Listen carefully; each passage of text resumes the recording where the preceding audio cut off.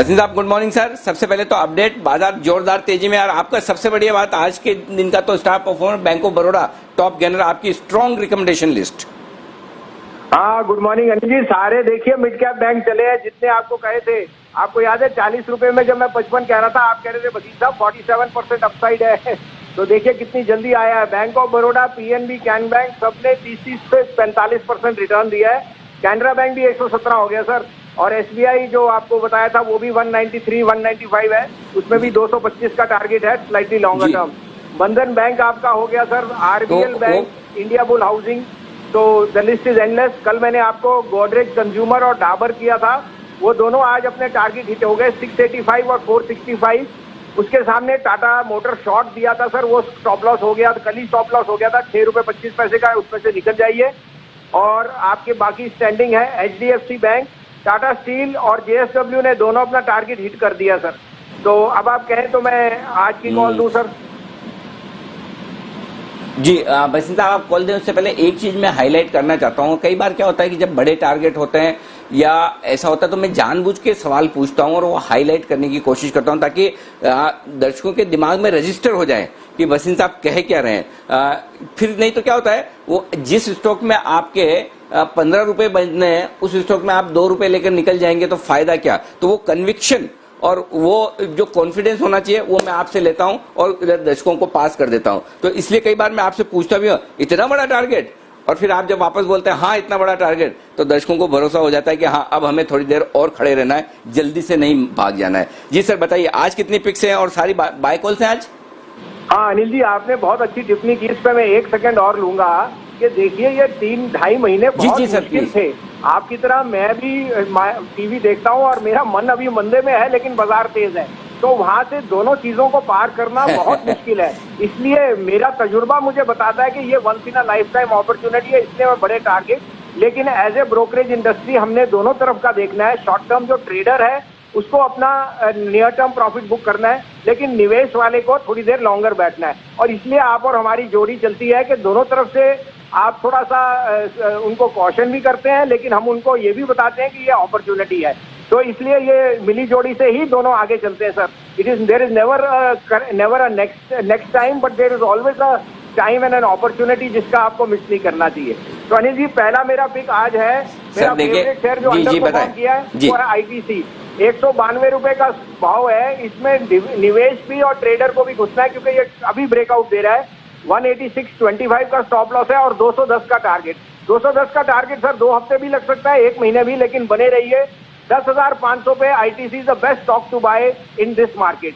आप कहें तो पहला ये दे दीजिए, फिर मैं दूसरा देता हूँ।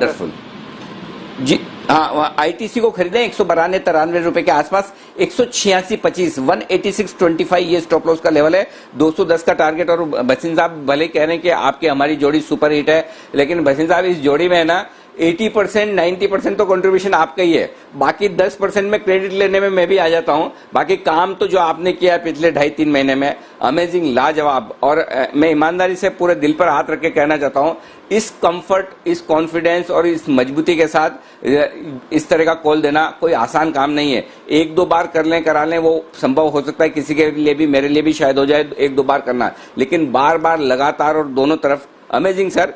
मैं ये कहना चाहता हूं कि मुझे नहीं पता पुराना पास्ट आपका, लेकिन इस वक्त तो मैं ये कह सकता हूं कि सर आपका गोल्डन पीरियड चल रहा है, और आपका गोल्डन पीरियड में जिस शेयर पर आप हाथ रख दें, जिसका नाम ले लें, वो गोल्डन हो जाता है, ये मैं कह सकता हूं। तो सर इसी तरह से शुक्रिया आपका, हमारे दर्शकों की मदद करते रहें, उन्हें गाइडेंस देते रहें। बताएं सर दूसरा स्टॉक आपका। हाँ sir, thank you for the compliment. लेकिन जैसे आपको कहा, मैं लोगों को भी कहता हूँ कि हर मंदी में एक अपॉर्चुनिटी है, लेकिन पॉजिटिविटी, मन में विश्वास पक्का होना चाहिए। विश्वास रहेगा तभी पैसा भी कमाएंगे और ये जो बीमारी है इससे भी दूर रहेंगे। तो दोनों चीजों में आपने सही कहा, हमने मेहनत बहुत की है। और मेन गेनर कौन है सर? आपका जो व्यूअर है, और व्यूअर को ही कमाना है। हम और आप तो ये टिप्पणी करते रहेंगे सर। मेरा दूसरा पिक, मेरा बेस्ट आज की डेट में बेस्ट एनबीएफसी स्टॉक है एमएनएम फाइनेंशियल।